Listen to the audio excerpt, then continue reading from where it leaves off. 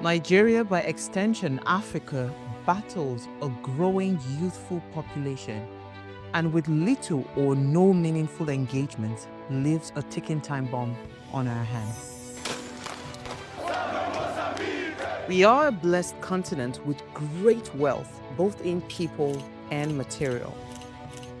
Our focus on ways remains driving conversations that affects us all. Topics in the news, social concerns, politics, leadership, governance, empowerment, resource management, conflict management, finance, SME sustainability, technological innovation, food security, health, education, brain drain, our well-being, citizenship, and much more. Our goal is to continuously drive these conversations, keep them burning at the table to effect a positive change, both for our nation and continent. Ways, what are you saying, has a secret ingredient that completes the conversation every single episode, and that ingredient is you. Our past conversations shaped our yesterday. To shape our tomorrow, we must keep talking. So, I want to hear you. Be a part of our live conversations Mondays through Fridays. And let's all have our say. For decades, we've looked to the government for answers, for infrastructure, for jobs, for direction. But what happens when those answers don't come? What happens when our dreams are delayed, when the promises are empty and the hopes start to fade? This isn't just a rant session. It's a wake-up call. It's a conversation about ownership, about innovation, about what we can build when we stop waiting and start doing. This is about shifting the mindset from dependency to creativity, from survival to strategy. And tonight, we're going to explore how Nigerians, just like you and me, can thrive outside the limits of government. So whether you're a tech entrepreneur, a farmer, a teacher, a hustler, a dreamer, a businessman, a businesswoman, a career person, right? This episode is for you. Our topic tonight is one that speaks to the soul of every Nigerian trying to make sense of a system that seems to have left us behind. Shifting away from government. How can Nigerians thrive? That's the question. It's a wonderful episode on your favorite primetime show, Ways. My name remains Osayome Sale. Today, I hope to shift minds and spark innovative conversations, right? It's not just about complaints or rant. We need to be innovative. We start to, let's start to drive innovation just by thinking and tweaking the things that we've done over and over again. Now, remember, Ways is all about you. You are the why in Ways. So be a part of the conversation every single day. Add your voice to the discussion. Please go on and head on to our YouTube channel. It's at Official Upgrade TV. Share our links, share the live links. Join us, subscribe, invite families and friends to watch the show right now. When I open the phone lines, I'll really love to hear your thoughts on this topic. I'd love to hear what you have to say, right? As always, let me allow you ponder on my quote for the day. It says, "We know that to thrive, our country needs the fusion of creative minds and creative enterprises on a scale that would make significant national and global impressions." And this was said from the State House in Abuja, right? This is just an interesting conversation that I really can't wait to hear your thoughts on this. Let's start to think outside of the box. Let's not think the normal Nigerian way, right? So I'm off on a break. When I come back from that break, I want to let you in on my news interest for the day. As always, I'll see you after the break.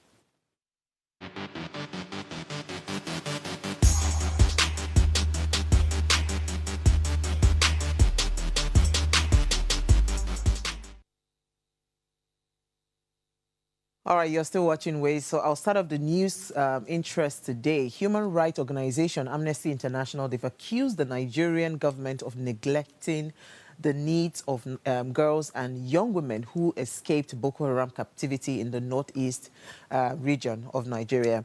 So in a statement that was released today, the country director, Amnesty International Nigeria, Issa Sanusi, condemned the ongoing inactions of the government, right, or by the government, describing the government as rather the development as unacceptable. He added that the government had failed to provide adequate reintegration services, with the girls being unable to support themselves or their families.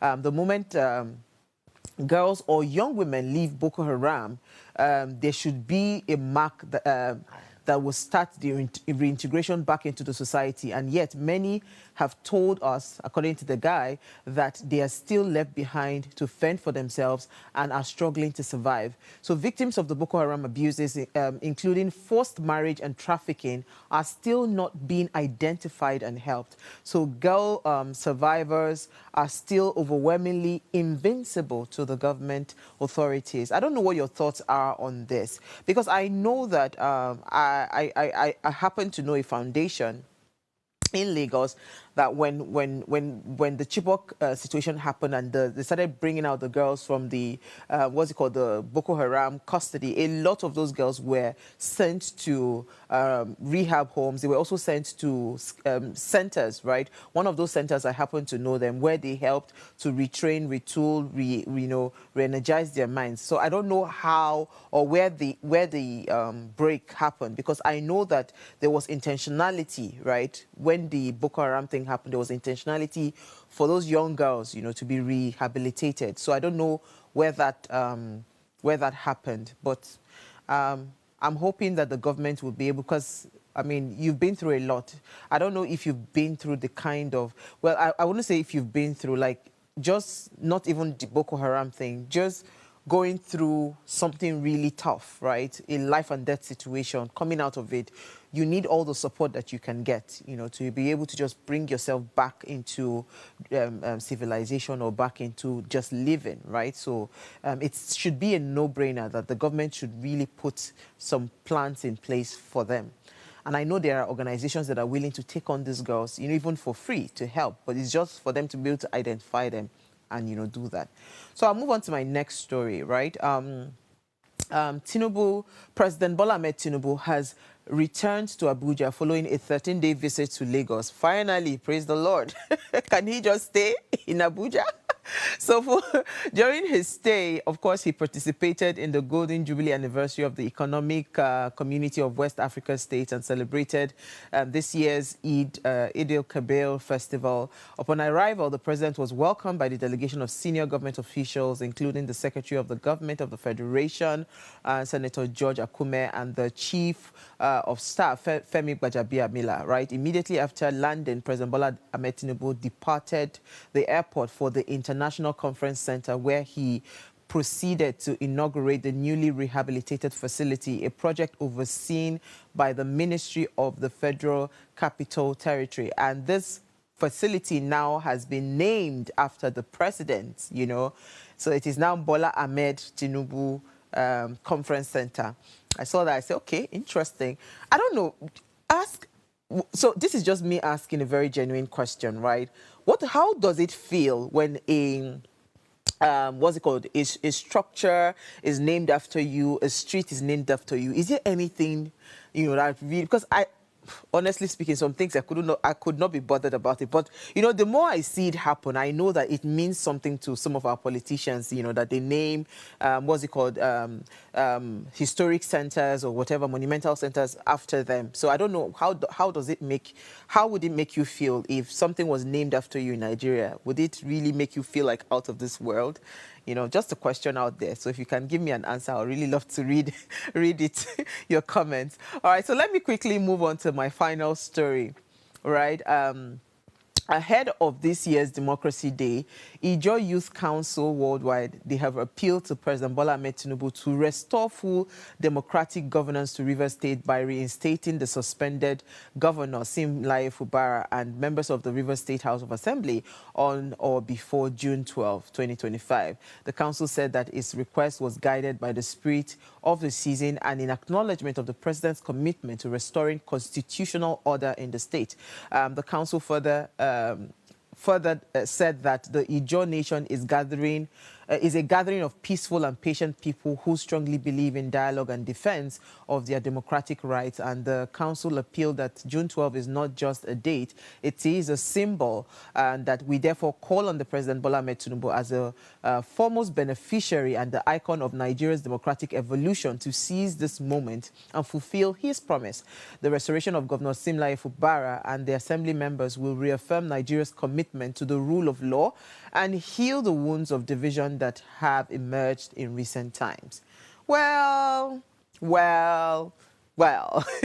if it does happen, the governor had already gone to visit the president. I mean, like, literally, this is just like making people say, oh, it was the appeal. No, it wasn't. The governor is going to do some dobale. So, yeah, if it does happen, that would be interesting. But honestly, rule of law is rule of law. We need to be intentional about holding ourselves accountable and putting structures that helps us to keep ourselves in check. So they say that power corrupts and absolute power corrupts absolutely. So if you as a human being, right, if you have absolute power, there's every tendency one day you look at yourself and you cannot even recognize yourself anymore because you have like literally been intoxicated by that power. So for the sake of just being human, trying to be human, right? I think the president should please listen to the call of the Ijaw Council. So hopefully he gives back power, you know, and return the rule of law, because everybody had argued that that move, or most people have argued that that move was not constitutional. So, I mean, it is only right for him to do the right thing. And again, because he's a preacher of democratic processes. So he was the one that actually compelled then President Buhari to make June 12 a public, or to reaffirm, you know, the injustice that was done on June 12, the annulment of the election. So, I mean, it's a no-brainer if he decides to say, you know what, we would ensure that things are restored back, you know, to order in Rivers State by reinstating the suspended governor, right? So let's see how that plays out. All right, we'll take a break. When we come back, how do we take responsibility for our life? Now, moving away from government, right? Let's look beyond the government. How can we thrive as Nigerians? That's the question. I'll see you after the break.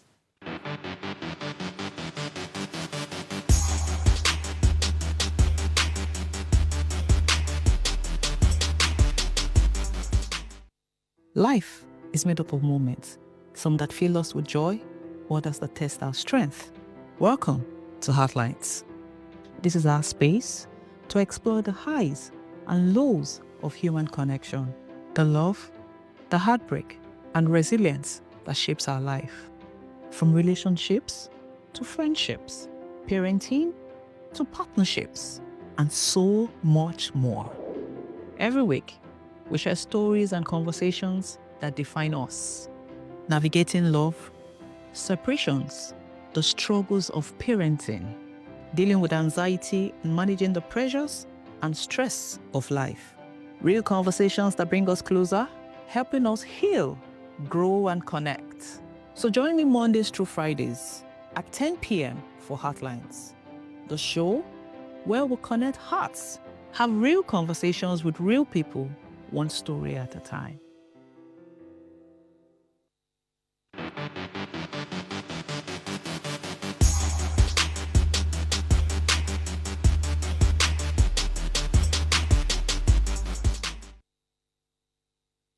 All right, thanks for staying tuned. Now, Nigeria is at a critical juncture.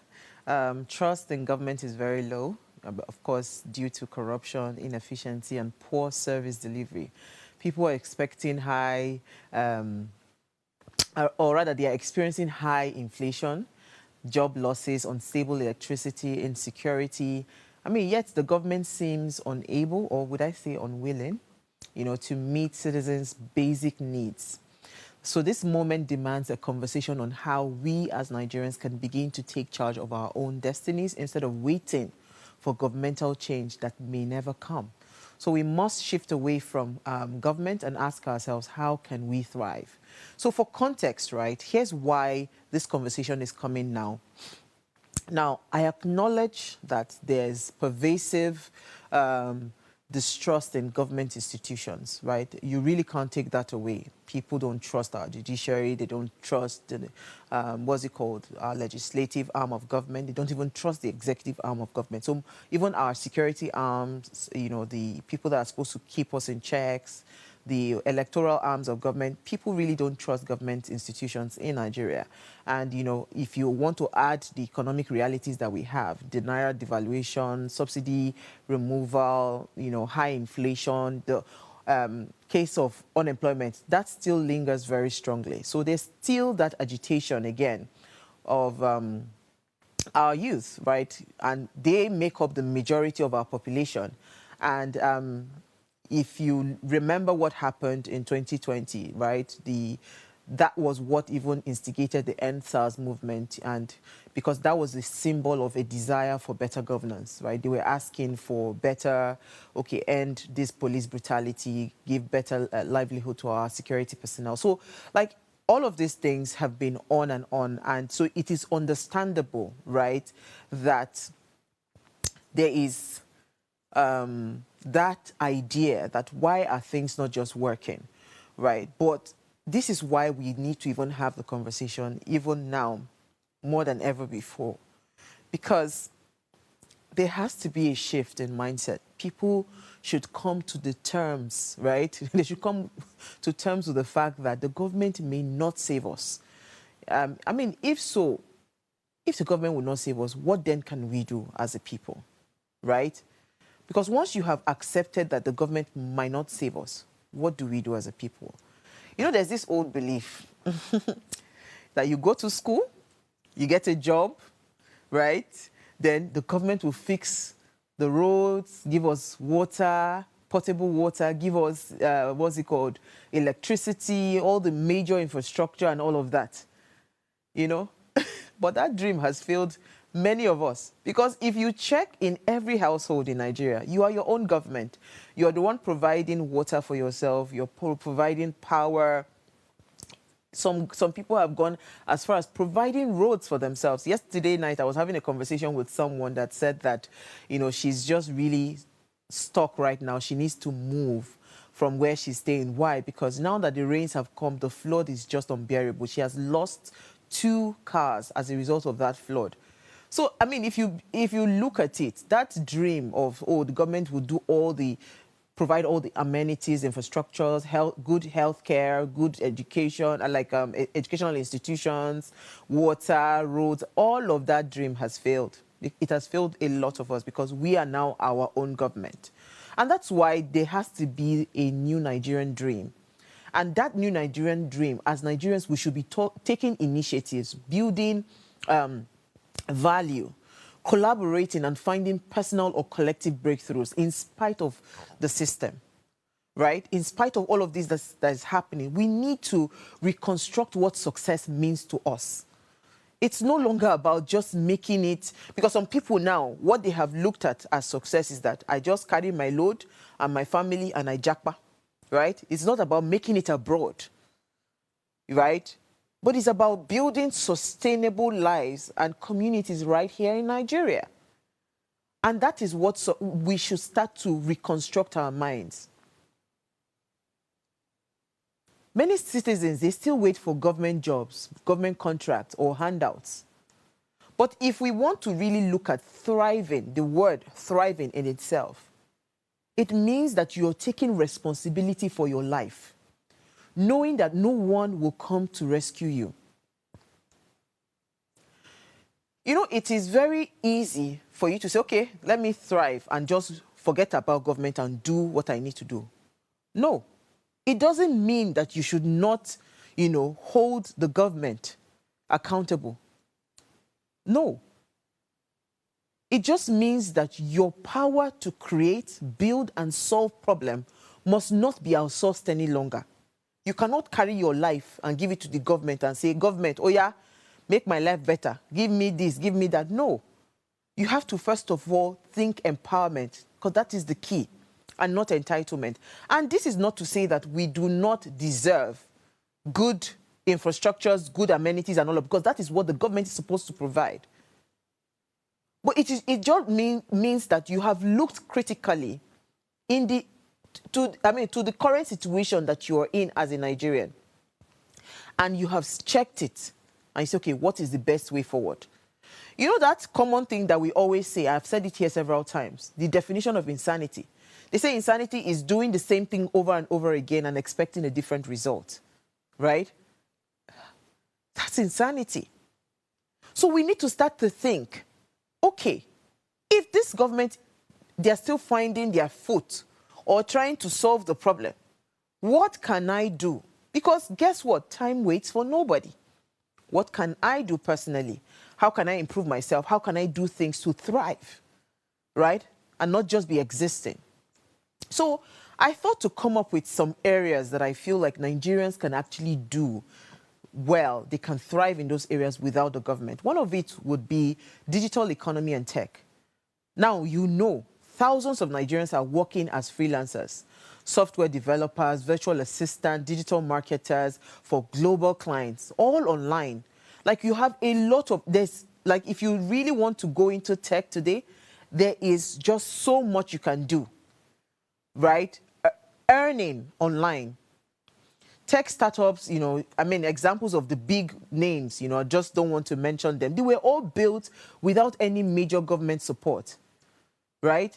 And this is what the internet allows us to do today. It allows us to export our skills and earn foreign currency from the comfort of our homes. And in all of these things that I have said, there's nothing like government inside of it. Or are we moving away from that to agriculture and local manufacturing? Because we have a fertile land in Nigeria. So anything around food insecurity should not be our reality. It should not. Yes, somebody will come here and argue that people have not been able to go to do agriculture as it ought to be done because of the insecurity. Some people have been chased away from their farmlands. Yes, I hear that. But there are other parts of Nigeria that you can still do your farming. And that's why a lot of Nigerians are going into the agric business. And they are not just farming, because it's beyond just putting a crop into the soil. You have to start to think processing, a very attractive packaging, and a distribution platform. Look at what is happening in the export industry. A lot of people are beginning to see the opportunities there. They are packaging their products and they are earning in Forex. Local production, see people making different kinds of things. We can't even meet up to the production needs locally, not to even talk about export. Are we talking fashion, cosmetics, you know, what's it called? Furniture, all of these things. They are all industries that can boom. And they are booming because there were some import restrictions, right, that the government placed. So locally, those industries are creating jobs. And they are not waiting for government or their grants. So if we truly want to solve some of our problems, we just really need to look inward. Okay, if the northern region of Nigeria is not doing well in terms of security and all of that, can I move down south to get a farmland? And what can I plant? What can I... You know, it's just for us to just start to think creatively. You know, and speaking of creativity, look at what is going on in the creative industry. Nollywood, Afrobeats, right? The fashion industry, they are all thriving globally. I've been seeing a lot of videos around streams or no streams and why people are going abroad to stream their content because of the earning. But that doesn't mean that even if you are here, you cannot stream and still... It's just that the amount you're earning is not as much as the people that are, you know, that the streaming numbers is coming from other parts of the world. And these guys, they are thriving not because of government support, but despite its absence, right? So now, if you see what is going on, government has no choice. They have been putting a lot of, you know, attention in the creative sector, But that is because the creative sector, they decided, you know what, whether you people like it or not, I must survive in this world. And creative sector, your business is not bound by, what's it called, region. You are not tied to a region. You can actually do your business anywhere in the world. Right? And the creative sector, they've proven that talent, consistency, and audience connection can build an empire. Look at the artists, the filmmakers, and influencers. They're all creating jobs and earning in millions. And all of this thing is done without government support. So, the conversation tonight, I know people will come, Uwa, what are you saying? Government still needs to do this. Government still... See, we are tired. I don't want to be called an insane person anymore. Because if we have said the same thing, I can tell you for free, my grandfather, the things that I am hearing people complain about today, my grandfather, when I was a lot younger, I remember clearly how he would lament. Government. So do we continue like that? We can't. Another sector that Nigerians can look into, education and skill acquisition, this is very huge. Because thanks to online platforms, right, Nigerians can learn anything.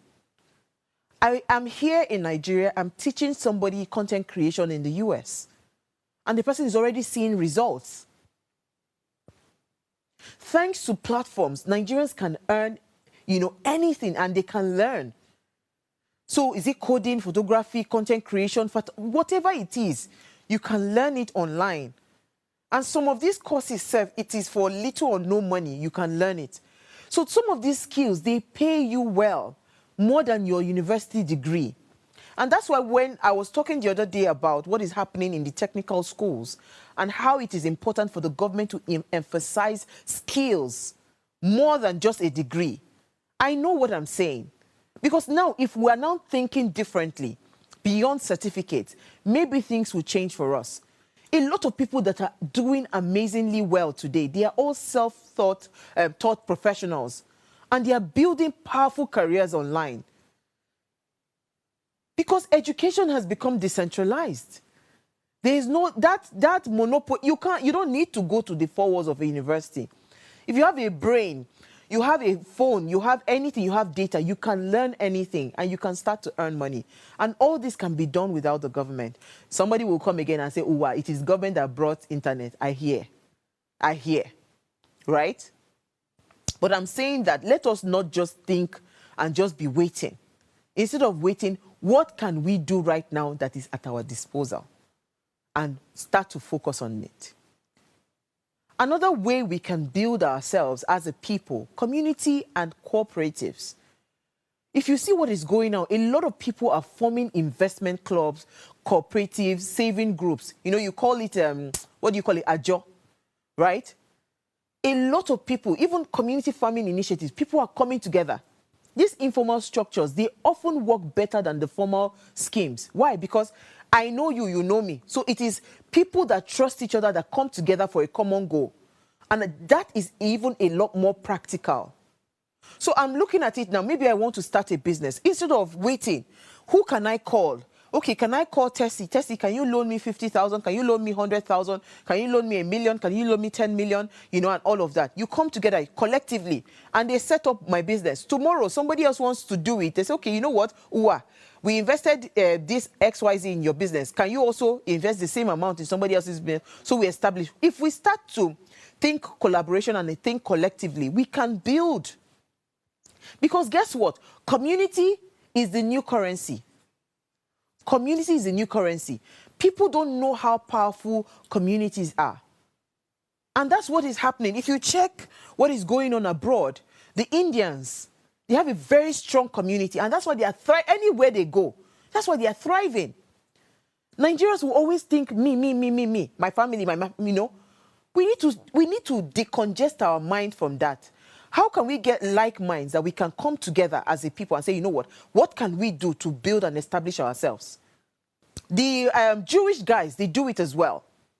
Even the Israelis. Look at what is even happening here in Nigeria, the Lebanese. They are building very strong communities. Go and check all the high-profile restaurants in Nigeria, in VI, in Ikoyi. They're all owned by Lebanese. What do you think they're doing? They are building strong. And Nigerians, we are just here. We're waiting for government. We need to wake up. I know that there's something my mom does, right? She has a group of, because my dad is a builder, she has a group of contractors, because they collect contracts from different, top organizations, right? They collect contracts from different top organizations to construct different things, right? Whenever they have. So they have a retainership with those top organizations. My dad is a contractor. My mom, she don't join contractor, and she's, but what she now noticed, she noticed that there was a gap when it comes to, because some of these projects, they are not commissioned. They don't give them money. What did she do? She called a few of us. What do you have? Do you have 10 million? Do you have 5 million? Bring it. Let me help you, And that's what she's been doing, right? Helping those small, community of contractors, funding them to fund their... So she's in talks with the companies, Then she knows when the check is coming, when they pay. So it's not a story thing. And somehow, that system has worked. They've been able to raise a lot of contractors out of, poverty or struggling. Most of them now, they are thriving. They're able to cater to their family needs. They're able to sustain their homes. Just imagine if we had those little clusters, right? Where people will say, you know what, let's collectively come together. There's so much power in community. It's a new currency. Instead of us working in silos, why don't we bring like minds together? But then again, you would see that part of the thing that is disturbing us as a people, we've not been able to dissociate our minds, right, from some of the limiting foundations that we have imbibed. We need to start to think collectively. We need to start to think, how can we win together? And all of these things that I have mentioned, all of this can happen without any government interference. So why are we not approaching our challenges differently? I've been doing a lot of videos lately on social media about government, but I'm tired. Because at some point, we really need to look at ourselves and tell ourselves, do we continue to sing this same song, or do we wake up and change the game and look in a different direction? Because that's where I am at right now. So let's go on a short break, right? I'd really love to hear your thoughts. I mean, these are the things that I have reeled out. I am sure you might have, some kind of counter arguments, or you even have more solutions. As much as possible, let's think solutions, right? When we go on the break, when I come back, I'll share more insights on this conversation. How do we shift? How do we move away from government and just focus on thriving? And what does it mean for us to thrive? It means we are no longer on survival mode. We are strategic, and we are moving towards a goal, which is empowering ourselves. It is only an empowered group of people. It is only when you are empowered, that is the only way you can start to get the attention of government, because at that point, they have no choice. They will listen to you.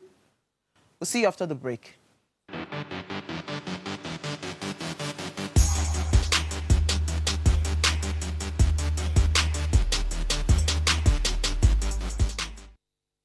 Tell us you're a Nigerian without saying a word.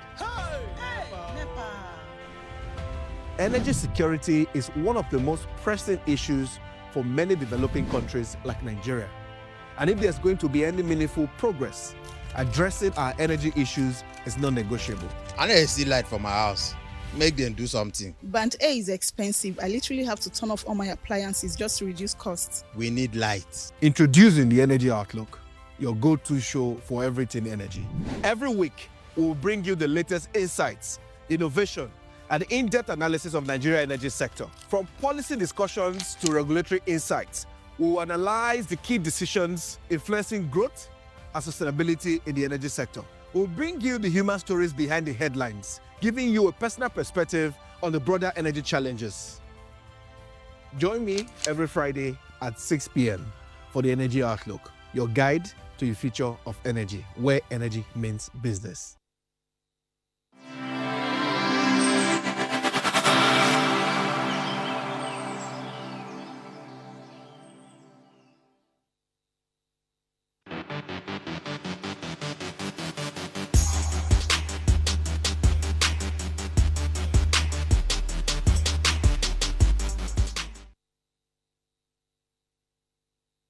All right, thanks for staying tuned. Now, if you are just tuning in, we are shifting away from government tonight and we're asking how can we thrive as Nigerians? Now, please, let's hear what you have to say. Remember, you can join the conversation by sending us an SMS or WhatsApp to 081-80384663. Our phone lines are also now open. The numbers to call 07025007749 or 07014242420. Let's hear what you have to say. So, I like to say that in many countries, right, the government is often seen as the cornerstone of economic prosperity, social stability, national development. Right? That is what happens in other climes. However, in Nigeria, a nation that we consider blessed, right, with a lot of abundance, be it natural resources, vibrant culture, and, you know, a very resilient people.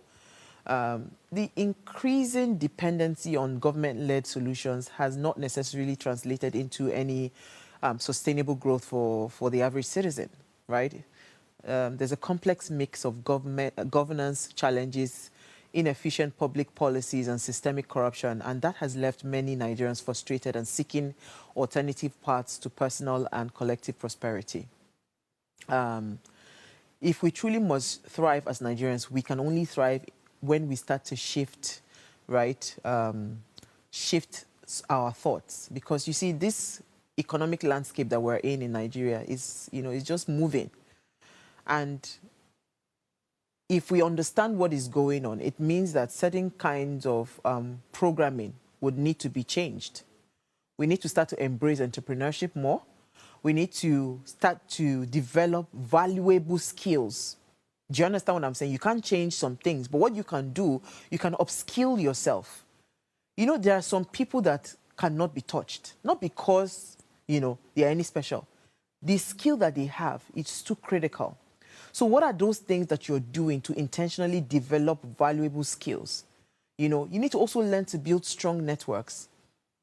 And you also need to be a very adaptable and resilient person. You must continue to stay at, so as it's changing, you're also changing. As it's changing, you're also changing. And you must be resilient.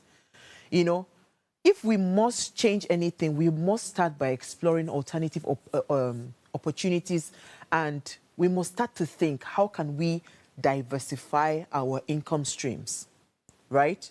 How do I diversify my income streams? What do I need to do to earn more? How do I make myself a lot more empowered? How do I make myself stronger? That's what you need to do. At some point now, even people within the 9 to 5, they know that career is not just enough anymore. They are upskilling. A lot of people are taking on new skills so that they can become very, solidified in their field. If people are looking for them, who is that one person that can solve this problem? They should be thinking about you.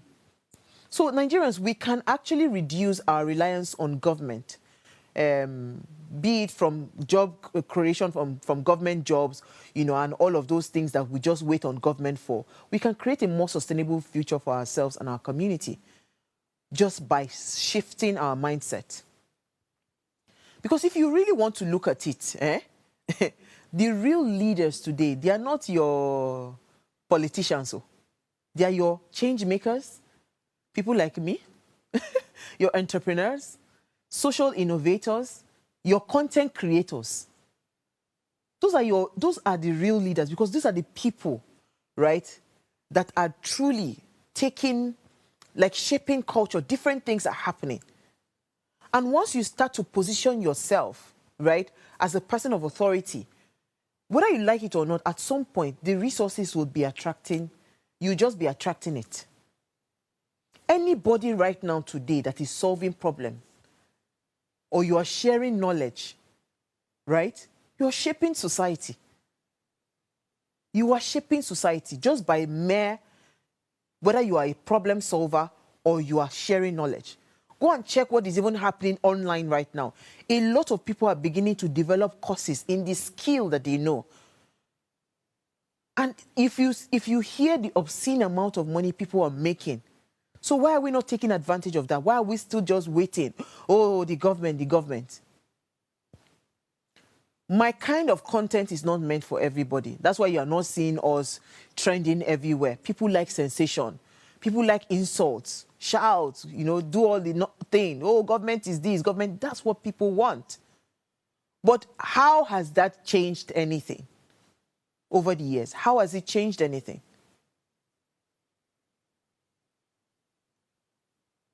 If you check these people that I've talked about, the people that are solving problems and they are shaping, the society by sharing knowledge, right? That is what we call leadership from below, where citizens become the change agents. And the best movements, globally, often starts from the street, not from state houses, not from your national assemblies, not from your state government houses and all of that. The best movement, they always start from the streets. So if you understand how critical your role is, then you have to understand where is the quickest place I can immediately start to influence my environment, and how do I start today and not wait? How do I start today? You are a teacher, for instance. What is that thing that you're going to do differently that ensures your student becomes, standard? Your student does not take, mediocrity as a lifestyle. Your student is focused on making sure that at every point in time, excellent delivery in everything that they do. Because that is your sphere of influence. So what are you doing differently as a teacher? What are you doing differently as a plumber? What are you doing differently as a mechanic? Do people give you their cars and come back again and call you? There was one generator guy, I can never forget, Najim. Hey, God. I will give Najim generator. Or I call him. It's like he just enjoys me calling him at 12 midnight. In fact, Najim is one of the reasons that I am free from generator today in my houses. That we have inverters and solar panels.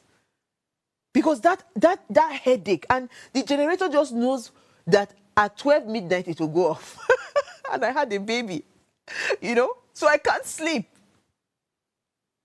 But imagine if Najim added a little bit of excellence to his skill. To say, you know what? This is the quality of my work. What do you think would happen? Nigerians, we embrace mediocrity a lot. And all of those things must stop if we truly want to change anything in this country. And this is not dependent on government. Because if you even look at it, right, technology has given the underdog a voice. Say somebody like me.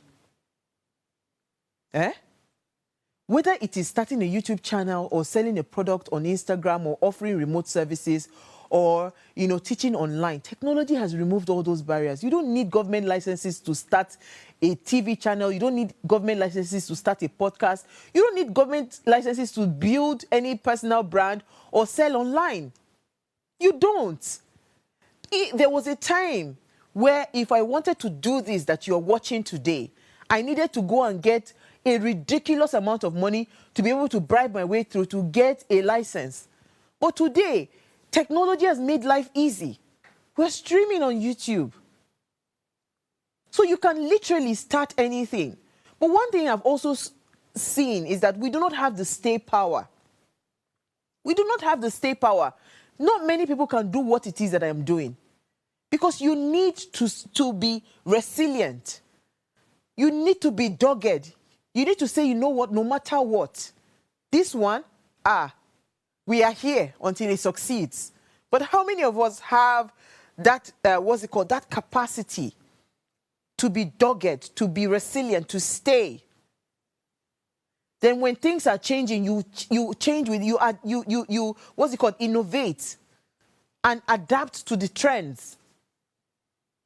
So we need to start to take advantage of the things that we have. Another superpower that we have, right, is our diaspora community. Believe it or not, they say Nigerians abroad, they send billions in remittance yearly. A major economic pillar that we are just, not even tapping. I mean, see, even beyond the money, right? They bring new ideas.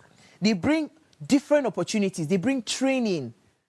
They teach us a different way of doing things. Many of them, if you check a lot of diasporans now, they are mentoring young startups, They are collaborating with creatives. They are building back, they are building back home. Before, when you wanted to do maybe your fashion and everything, it was a lot of hassle. But now you see that a lot of people are paying attention. Those little detailing, different things that we didn't used to pay attention to. Why? Because now you are having to sell your products abroad. And all of these things is as a result of a huge diasporan influence, right? Diaspora partnerships, it can truly change the game. It can fund innovation. It can scale businesses. And all of this can bypass government bottlenecks. And of course, I know somebody will come today and say, wow, all the real estate saga that has been happening, where diasporans came and they invested in real estate. Yes. But that is just one. There are other many successful diasporan investments that have happened. So you can look at Thomas Edison, right? The way he approached failure was that, okay, I learned a way not to do things. Simple. Because we can't say because we failed, we're no longer going to keep trying. There are other successful things that have happened as a result of diasporan collaboration. So we need to be intentional. So whilst I've said all of these things, right, that we should do things ourselves, I will still come back to the point I made earlier, that we cannot become apathetic or isolated when it comes to demanding better governance from our leaders. We must still do our part as citizens. We must vote. We must demand accountability. We must also push for reforms, right? If we say we're thriving outside of the government system, it doesn't mean that we are ignoring it. No, it just means that we are refusing to be held hostage by it. Because come to look at it, if the government decides that they want to keep you in a state of perpetual, poverty or perpetual lack and want and all of that, is that, so would you say, okay, that's my fate, you accept it? No.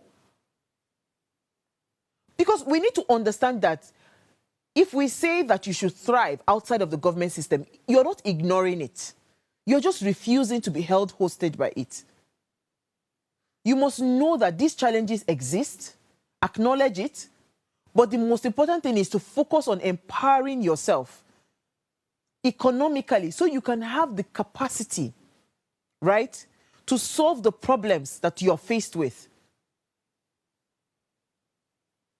And whilst we're doing all of this, there's something very critical that must not be ignored. There is a huge number of us that are still poor and unconnected. How are we helping each other to rise above those states, rise above poverty? Those are the real things. Those are the real questions. Because in all of these things, right, it is great to say that, government, shout. I think over the years, I've studied Nigerians, and I've seen how the quickest and the easiest thing to do is to shift blames. Government does it too. It's not just us. The government will say, I beg, it's not, this is, it's the previous administration. You hear that all the time. And this is not government that is just unique to Nigeria. Even government in other parts of the world. I think it's just a government. I think all the politicians globally, they're in the same WhatsApp group. They're so quick to say, oh, it was this administration. I wonder why they did not do it. I wonder this. We are very quick when it comes to blame shifting. Right? But in real sense, if anything that I have also realized, and this is what I teach my children, if anything must work in your life as a person, you have to be intentional about ownership. Taking ownership of your results, taking ownership of your life. Nobody can help you do that. And that's why, if I want to go Christianese, right, when they talk about saying the Lord's Prayer, when they say, okay, go and confess, you have to use your mouth to confess it. Nobody can take salvation on your behalf. So if I haven't said anything today, I just want to wake our minds up. Right? We can't keep continuing in this state of survival mode. So every 4 years, we jump into the same pool. government shout and all of, we do that every 4 years. I don't know about you, but I have a headache. And I'm tired, right? I'm tired. Some days I wake up and I'm saying, why is this still here? Why is it not changing? Right?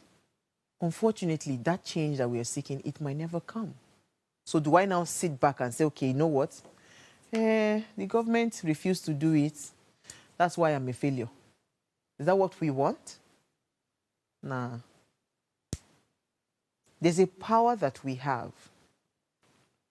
And that power is something that I have seen for the people that stay positive and they want to really change things. Do you know that when you have determined in yourself that I will do this, nobody can stop you? That's why anybody that says, this is what I want to do, I don't ask questions. I don't ask why. Okay, so for me, I would think, okay, you've thought about it and you think this is the best decision to make. Fantastic, go ahead. I don't bother my head when somebody has made up their mind. No. Because even that power, the will, that will that you have, God himself cannot change it. So imagine if we tell ourselves as Nigerians that, you know what, come rain, come sunshine, I will succeed. And I will stop, pushing the blame to somebody else and outsourcing my results to that person. No. My outcomes, I must take ownership and I must start to do things intentionally. What is the skill I need to learn today? What are the things I need to do today? Once we start that, things will change. Now, the truth is, we really can't keep outsourcing our future to a system that has failed us over and over again. It's a different thing if, over the years, we have seen, and this is not saying that we have not seen some genuine intentionality within the government. No. We've seen it. There is some intentionality to want to do things. But the kind of system that we run in Nigeria, even the best intentions, right? It is, I really don't even know when because it seems like this El Dorado is very far.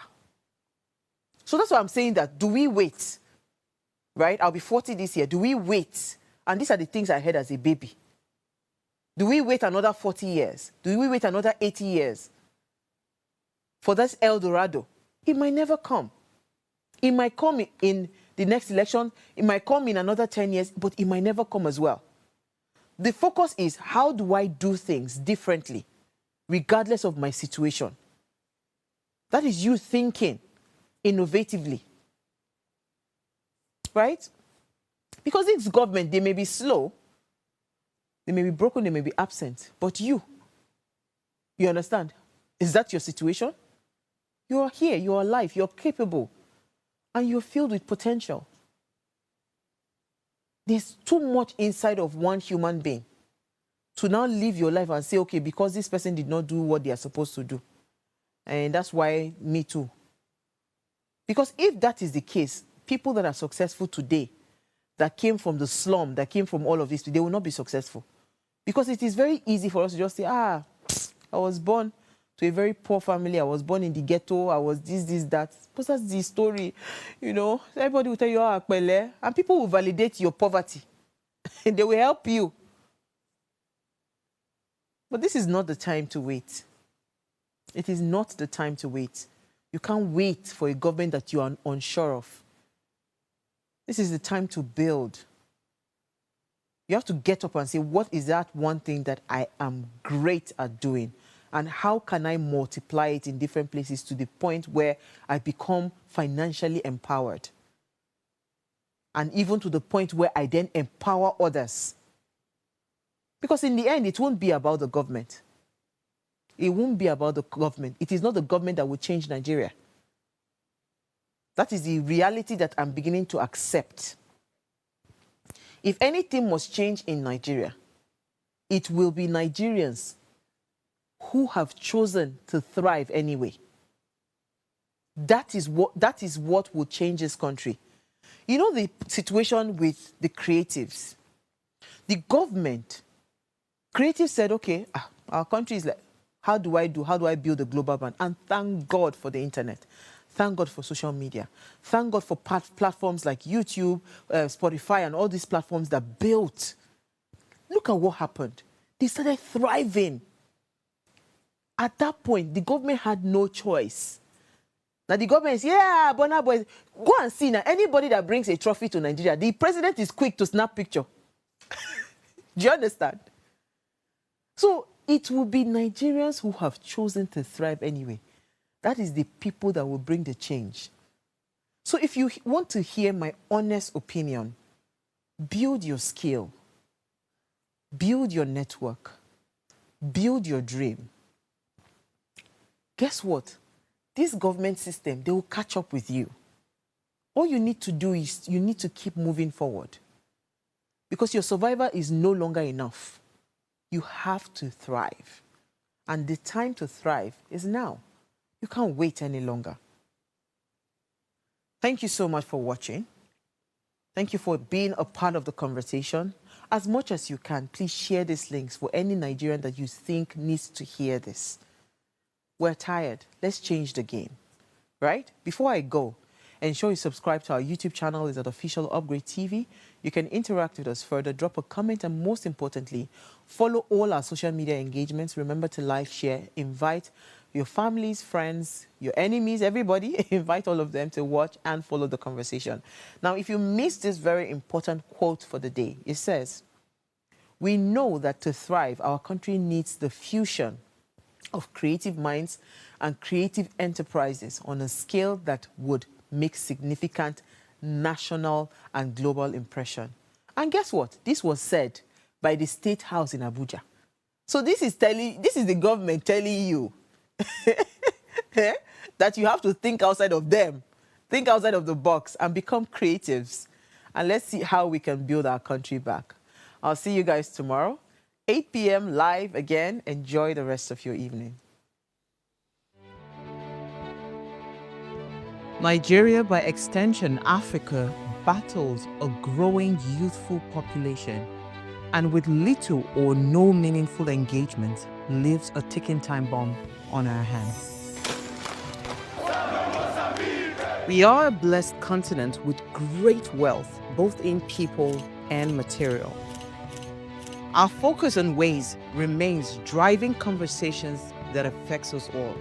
Topics in the news, social concerns, politics, leadership, governance, empowerment, resource management, conflict management, finance, SME sustainability, technological innovation, food security, health, education, brain drain, our well-being, citizenship, and much more. Our goal is to continuously drive these conversations, keep them burning at the table to effect a positive change, both for our nation and continent. Ways, what are you saying, has a secret ingredient that completes the conversation every single episode, and that ingredient is you. Our past conversations shaped our yesterday. To shape our tomorrow, we must keep talking. So, I want to hear you. Be a part of our live conversations Mondays through Fridays. And let's all have our say.